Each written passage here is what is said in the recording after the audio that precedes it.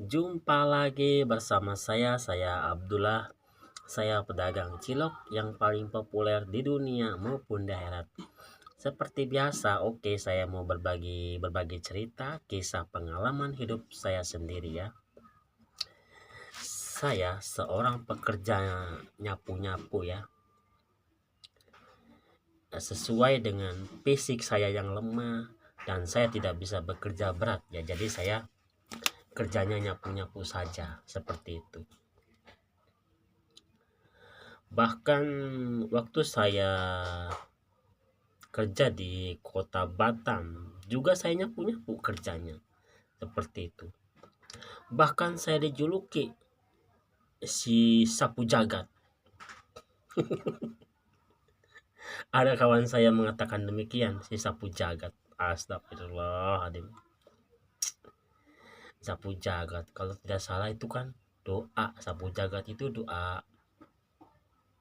Robbana atina fid dunya hasanah wa fil akhirati hasanah wa qina adzabannar, kayak gitu kan kalau tidak salah ya, doa sapu jagat. Nah, kebetulan saya bukan, mohon maaf ya, saya bukannya menghina ya, menghina doa ini, Bu, mohon maaf, saya tidak bermaksud. Ini ada kawan saya yang sedikit konyol ya, masa saya nyapu-nyapu dibilangnya sapu jagat, dia bilang gitu. Jadi saya seperti biasa kerjanya nyapu-nyapu, kadang ngepel kantor ya, seperti itu. Yang paling ngeselin adalah ketika saya nyapu-nyapu di kantor, ada sekretaris yang paling cerewet dan bawel ya, dan susah diatur, tetapi dia maunya ngatur seperti itu. Kan saya sudah bilang, kalaulah alat komputer ini harusnya di atas, jangan di bawah. Saya sarankan nih, saya nasihati nih, khususnya buat orang kantor ya. Kalaulah alat-alat berhubungan dengan komputer atau laptop, taruhlah di atas meja, jangan di bawah meja. Kalian tahu gak betapa sulitnya cleaning service office boy yang mau menyapu di kolong meja? Ketika dalam keadaan komputer menyala, alat komputer itu kita senggol sama sapu, mati. Begitu mati, apa? Data-datanya hilang yang dia ketik seharian. Yang salah siapa? Tetap yang salah cleaning service juga, office boy juga yang disalahkan. Karena orang kantor yang gak punya otak, sudah dikasih tahu, sudah diberi nasihat sama office boy cleaning service, taruhlah alat-alat komputer di atas meja, jangan di bawah meja. Karena kalau nyapu itu akan kesenggol, celetak celetek celetak celetek gitu. Yang namanya nyapu, nggak tahu apa yang kesenggol kan, gitu. Terus juga kalaulah alat komputer kalian menggunakan busa ya, busanya yang sering rontok dibuang aja, ngapain dipertahankan? Kalaulah buat ganjel ya kasih kayu, jangan pakai busa yang rontok. Asik setiap hari aja nyapu busa yang rontok, sudah dibuang dibilang jangan, dibuang jangan, kan ngeselin. Dia suruh nyapu sendiri gak mau, mintanya disapuin.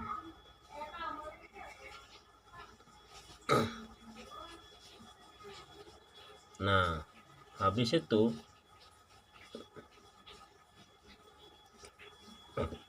saya nyapu lagi di tempat lainnya,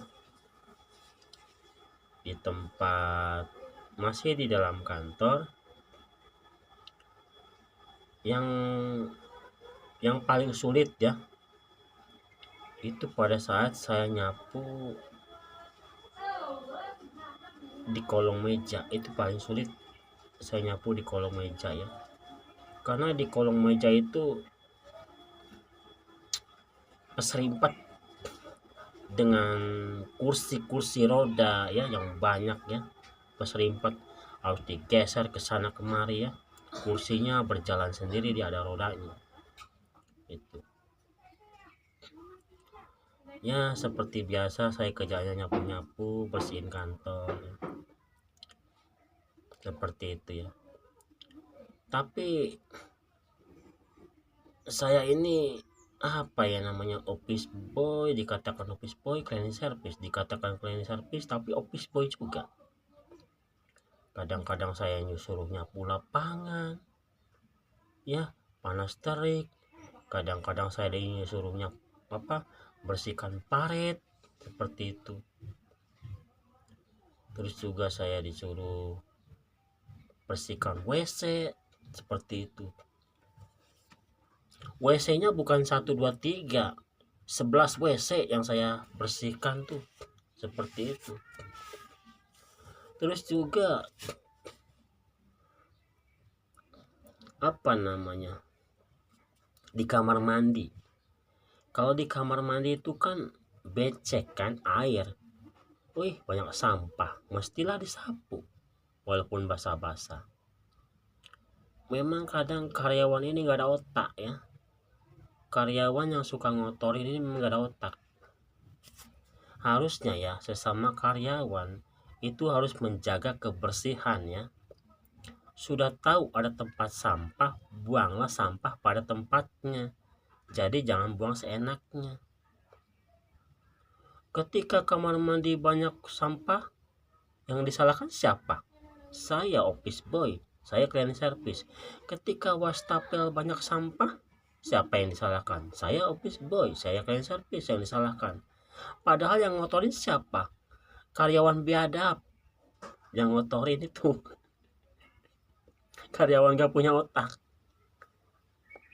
Karyawan yang ngotorin, buang sampah seenaknya. Karyawan yang buang sampah seenaknya di wastafel, di kamar mandi.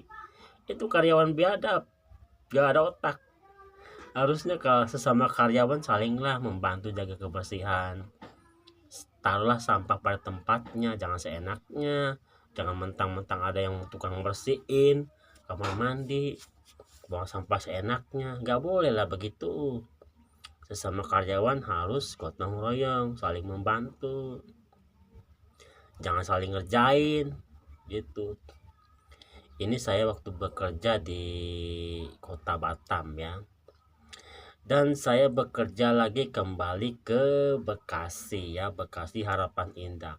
Saya kerja di Bekasi Harapan Indah, nyapu-nyapu juga ya bersama ibu-ibu. Jadi laki-laki yang nyapu cuman saya sendiri ya. Karena saya udah berkata jujur, kalau saya fisiknya lemah, tidak bisa saya gotong pohon kelapa, apalagi pohon palem ya. Bisa-bisa patah tulang. Bisa-bisa patah tulang saya. Sakit pinggang saya. Batang sakit, biji sakit akibat pekerja berat ya, seperti itu. Jadi seperti biasa saya penyapu jalanan ya, penyapu jalanan, penyapu perumahan. Ada hal konyol yang saya alami selama saya menyapu jalanan ya.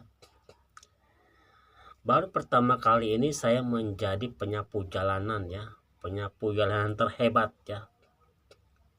Baru kali ini saya mengalami hal konyol. Bayangkan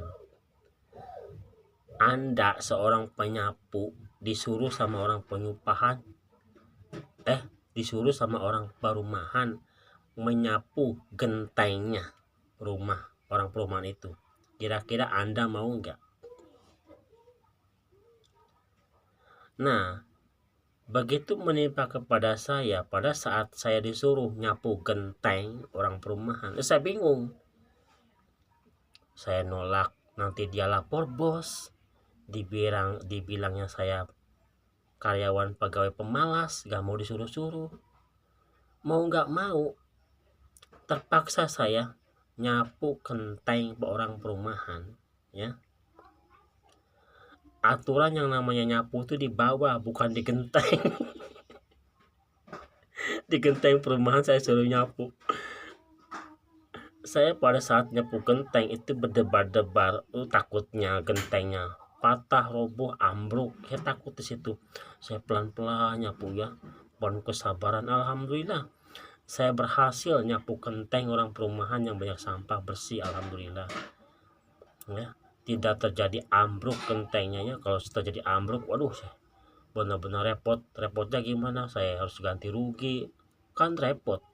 Orang miskin suruh ganti genteng rumah perumahan, buat makan sehari-hari aja, bukan buat makan sehari-hari aja bingung, apalagi buat ganti genteng perumahan ya.